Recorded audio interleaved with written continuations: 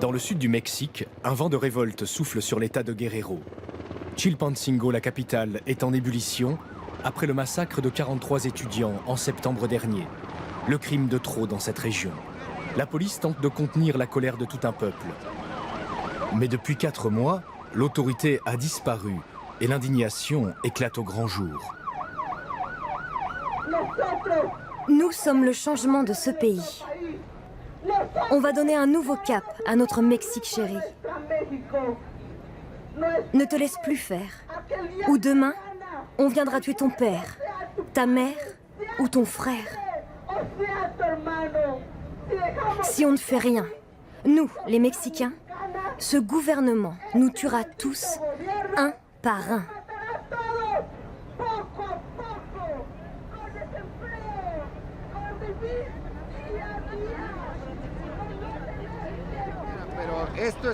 Tout ça, c'est le reflet d'une absence totale d'autorité.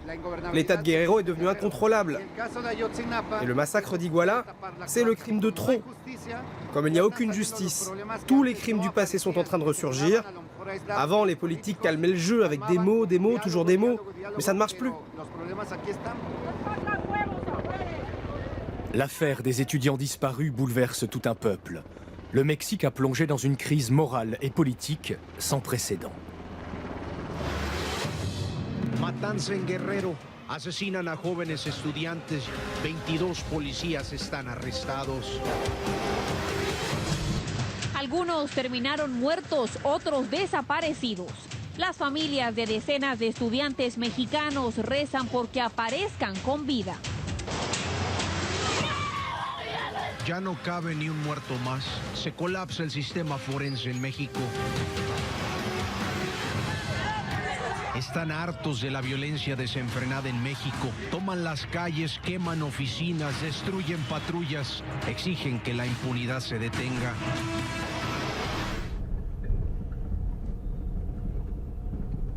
C'est ici que tout a commencé, dans l'école rurale d'Ayotzinapa. Une école destinée à former des instituteurs dans les campagnes. Partis manifester dans la ville d'Iguala, les étudiants ont été arrêtés par la police, sur l'ordre du maire, puis livrés à un cartel de narcotrafiquants, les Guerreros Unidos, les guerriers unis. 43 jeunes disparus et probablement massacrés. 43 chaises vides pour ne pas les oublier.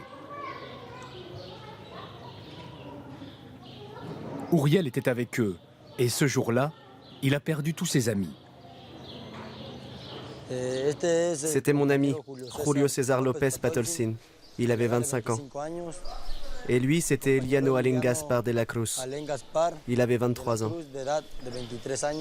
José Luis Luna Torres, lui, il n'avait que 20 ans.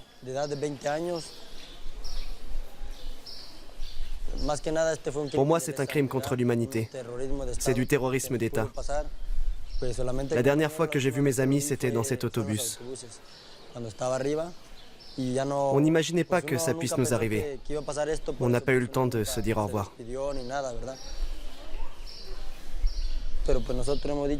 Quoi qu'il arrive, on va se battre jusqu'au bout. On veut savoir ce qui s'est passé. Maintenant, les risques, on les connaît. On est prêt à les prendre. L'école d'Ayotzinapa est devenue le fer de lance de la contestation. Les étudiants recevaient ici un enseignement d'obédience marxiste. Ils étaient tous ou presque des fils de paysans, des fils de familles pauvres. Et c'est aussi un symbole qui a été assassiné, celui d'une ascension sociale pour les plus démunis.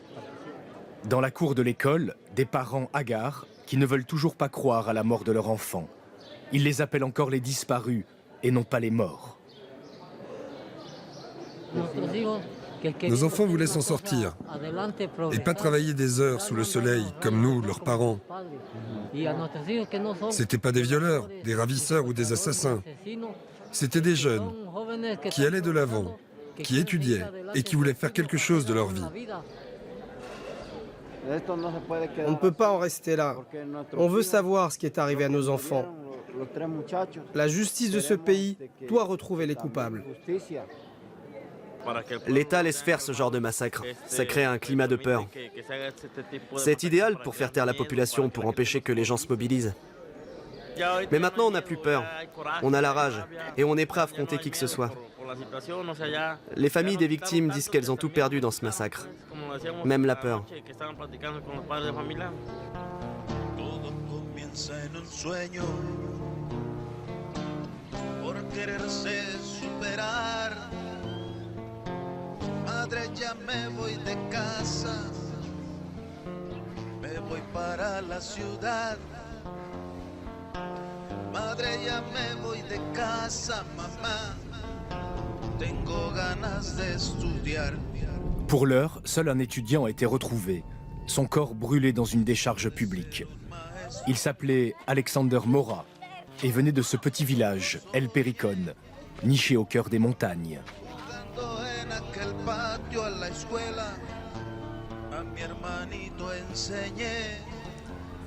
Qu'est-ce qu'ils ont fait à mon fils?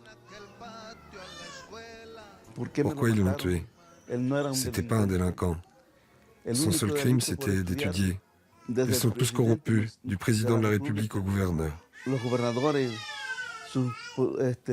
Les polices fédérales et municipales, tous sont contaminés par le crime organisé. C'est comme ça que ça se passe. J'ai du mal à y croire, mais on est en plein cauchemar ici.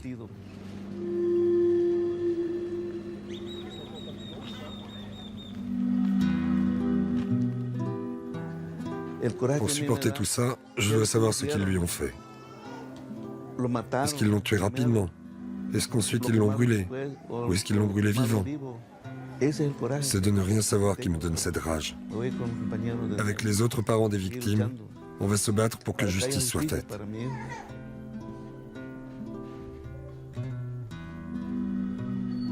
La justice a déjà inculpé 44 personnes, politiques, policiers et membres de cartels. Les Mexicains ont été abasourdis par l'ampleur de la collusion entre les autorités et le crime organisé. La déliquescence de tout un État. La terreur s'est abattue sur ce coin de paradis. Les paysans du Guerrero sont les premières victimes des meurtres, des enlèvements, des extorsions. La police, passive et souvent complice, a poussé ces fermiers paisibles à prendre les armes. Ici, vous savez, on est des paysans.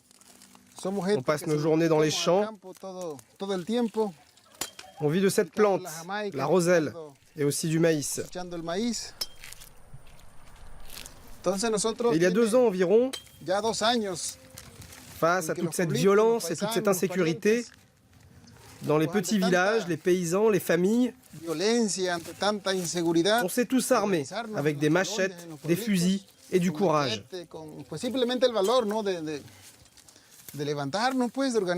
On n'en pouvait plus. On ne pouvait même plus sortir de chez nous. Il y avait des délinquants partout, avec des armes de gros calibre. On avait peur qu'à n'importe quel moment, nos enfants ou nos voisins se fassent enlever.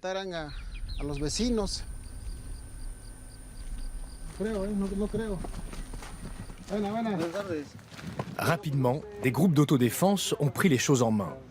On en dénombre aujourd'hui près de 80 dans l'état de Guerrero. Dans chacune de ces villes, des postes de contrôle tenus par les habitants armés de fusils. Des patrouilles sur toutes les routes, de jour comme de nuit. Ok, pero vamos a dar un recorrido por ahí. Ahorita vamos a salir en estos momentos por allá,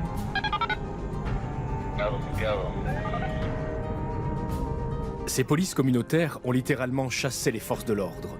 Elles assurent aujourd'hui la sécurité de villes entières. Bonsoir. Patrouille de la police communautaire. Rien à signaler ce soir? Pas de problème? Non, ce soir tout va bien. Merci. On reste dans le coin s'il y a quoi que ce soit.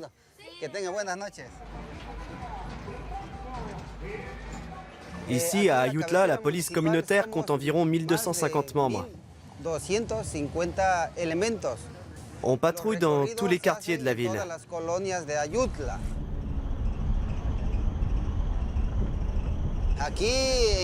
Ici, quand la délinquance régnait sur la ville, il y avait des enlèvements tous les jours. Et personne n'en revenait vivant. Le lendemain, on ramassait les cadavres. Les corps étaient découpés en morceaux et jetés dans des sacs poubelles. Ou alors, ils enterraient leurs victimes dans des fosses clandestines.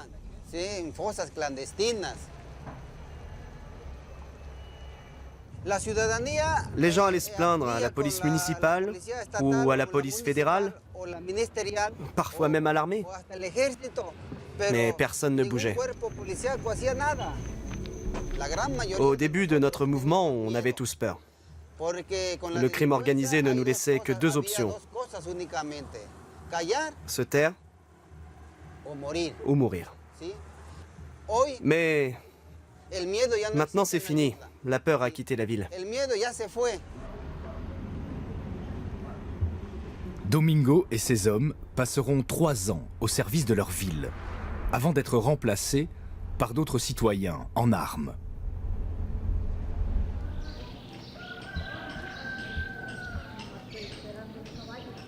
Chaque pan de la société se mobilise. Et dans ce pays très catholique, l'Église ne pouvait pas rester muette après le massacre des étudiants. Les évêques ont dénoncé la violence qui ronge le Mexique. Les prêtres de campagne relaient ce message, même dans les villages les plus isolés. Ici, nous avons été frappés de plein fouet par la tragédie d'Iguala et la disparition des 43 étudiants. 5 familles de la région ont été touchées, dont une ici, au Péricón. Nous, les enfants du Seigneur, les chrétiens, les catholiques, nous devons être solidaires avec ces familles. Le mensonge et la corruption ont inoculé leur venin. La violence et la délinquance en sont les symptômes. Et c'est tout notre pays qui est malade.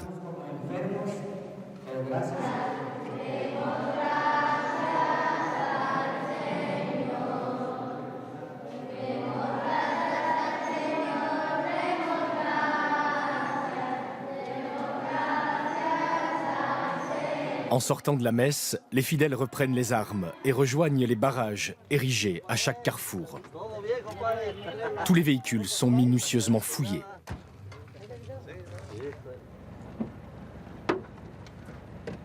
Qu'est-ce que vous faites avec cette tronçonneuse? Je coupe du bois pour le feu.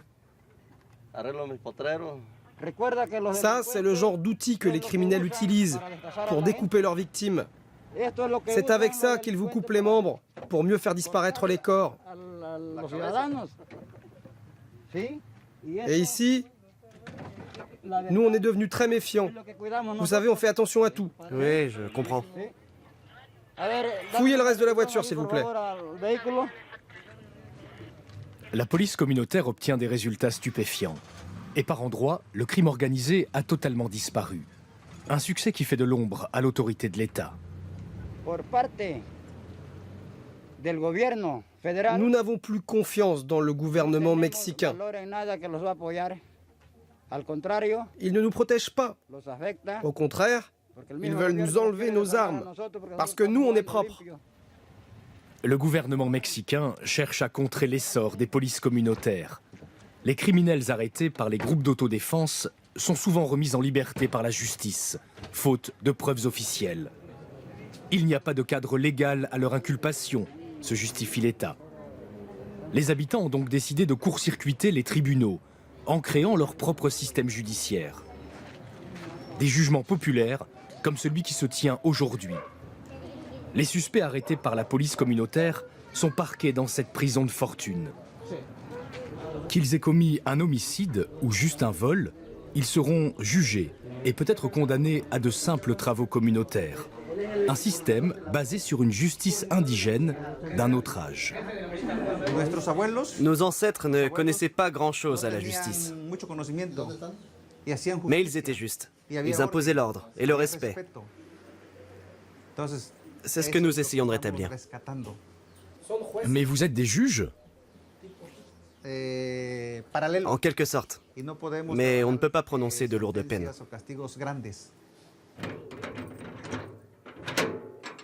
Monsieur Morales, c'est à vous. Avancez, avancez. Allez, allez.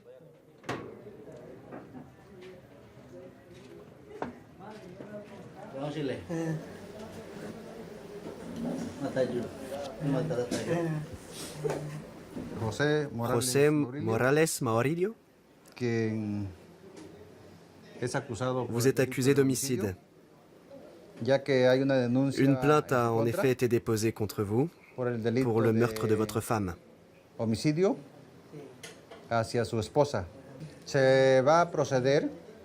Nous allons étudier votre cas et décider d'une sanction. Vous risquez la condamnation à des travaux communautaires. Capitaine, vous pouvez ramener l'accusé dans sa cellule. Vous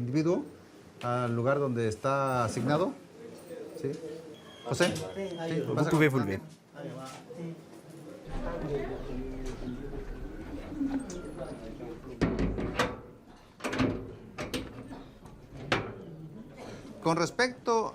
L'affaire d'Iguala vous donne une idée du niveau d'insécurité qu'il y a dans ce pays.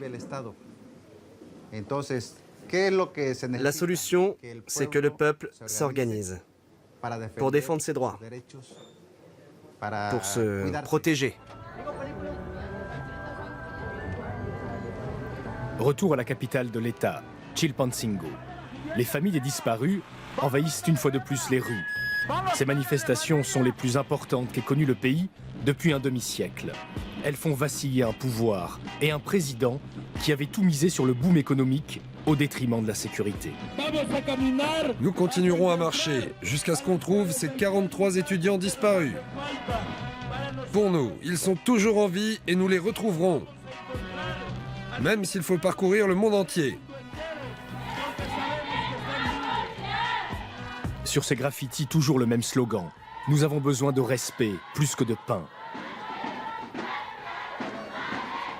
Le réveil du peuple mexicain est à la mesure de son silence passé, assourdissant.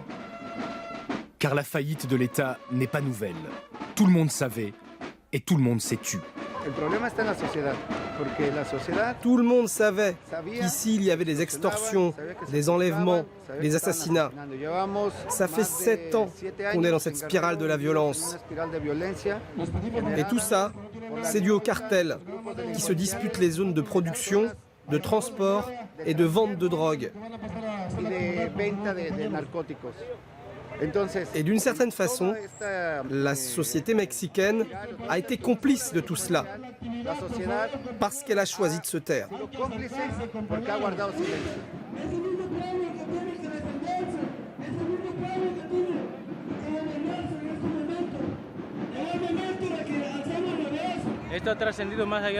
Cette histoire des 43 a relancé la lutte pour les disparus du Mexique.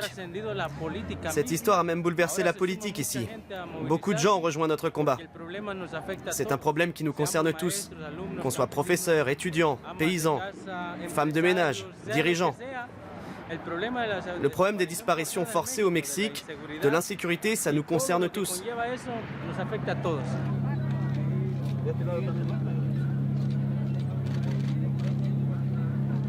L'affaire des disparus d'Iguala a mis le feu à la société mexicaine. C'est la crise la plus grave qu'ait connue le nouveau président, Enrique Peña Nieto, depuis son arrivée au pouvoir, voilà 2 ans. Aujourd'hui, l'armée et la police fédérale ratissent l'État de Guerrero pour tenter de retrouver les étudiants. En les cherchant, ils ont mis au jour des dizaines de fausses communes, d'autres meurtres d'une autre époque. Le Mexique s'est transformé en cimetière anonyme. Ces familles de disparus se pressent à chaque découverte d'un nouveau charnier.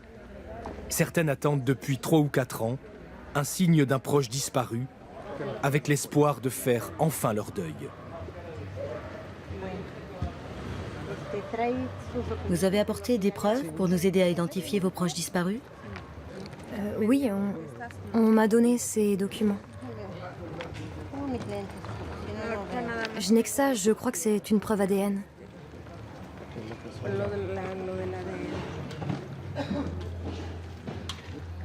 Ce sont les ADN de votre mari et de votre fille, c'est bien cela? Oui, ils ont tous les deux disparu. Et vous, c'est votre père et votre mère qui ont été enlevés, c'est ça? Oui, c'est bien ça.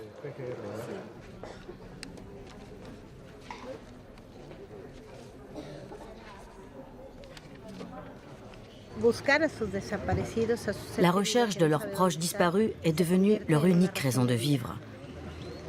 Il n'y a plus que cela qui compte. Rien d'autre.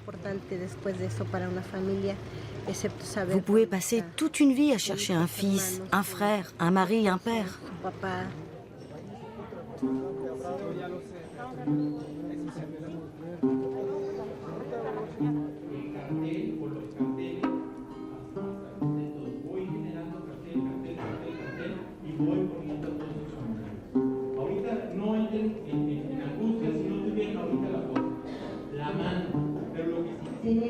470 familles ont donné des échantillons de sang. De notre côté, nous avons pu localiser 28 fosses clandestines.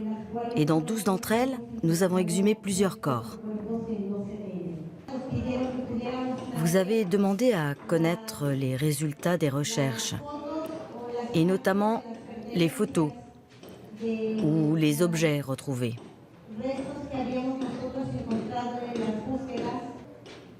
Je vous rappelle que ce sont des éléments délicats qui pourraient être douloureux pour les familles.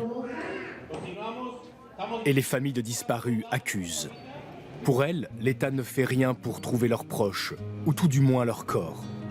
Les autorités ont peur d'exhumer le passé et se contentent du minimum. Alors une fois de plus, la société s'organise. À leur risque et péril, des groupes comme celui de Mario ratissent eux-mêmes la montagne, là où se cachent les cartels et le crime organisé. On va voir s'il y a des fosses clandestines. On a trouvé des dizaines de corps dans cette montagne. Mario et ses 3 mères de famille parcourent une étendue immense, armés seulement de patience, de barres de fer et de machettes. Ils cherchent des indices au sol, un carton, un manche de pelle, des objets dont auraient pu se servir les criminels. L'équipe tombe alors sur un endroit suspect et se met à creuser. Pour savoir s'il y a une fosse clandestine, nous sentons l'odeur de la sonde. Ouais, ça sent très mauvais. Ils ont dû enterrer des corps là-dessous. Oui, ça sent fort. On va marquer la zone pour indiquer qu'on a trouvé une autre fosse. Regardez, ce sont les cheveux d'une personne tuée qu'on a enterrée ici. Nous ne faisons que signaler de possibles fosses clandestines. Ensuite, ce sont les services légistes du gouvernement qui viennent exhumer les corps. On fait des petits tas de pierres pour signaler l'emplacement. Nous, on n'a pas le droit d'aller plus profond. C'est interdit. Les recherches continuent, avec l'espoir souvent vain de retrouver un fils ou un frère disparu.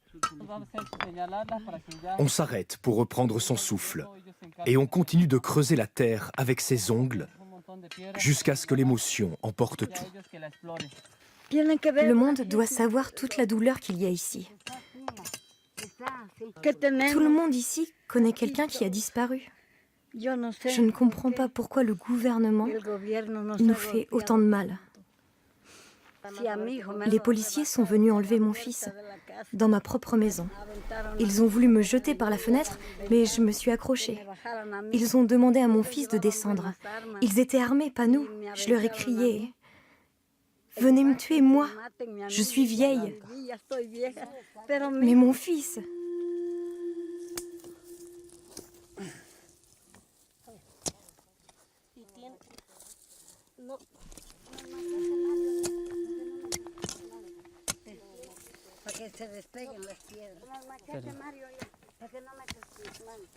C'est un peu comme si on creusait le passé. Avant, on avait peur. On n'osait pas venir ici. On était seuls contre tous. Chaque famille s'enfermait chez elle avec sa douleur. On ne faisait rien. On ne venait pas ici fouiller les montagnes. Mais quand les étudiants d'Ayotzinapa ont été tués, leurs proches ont commencé à fouiller les montagnes. Ils nous ont montré qu'on pouvait faire quelque chose pour nos proches disparus. Il aura fallu ce drame des étudiants disparus pour réveiller la société mexicaine. Avec déjà ce bilan terrifiant. Depuis 7 ans, les violences ont fait 100 000 morts et près de 25 000 disparus.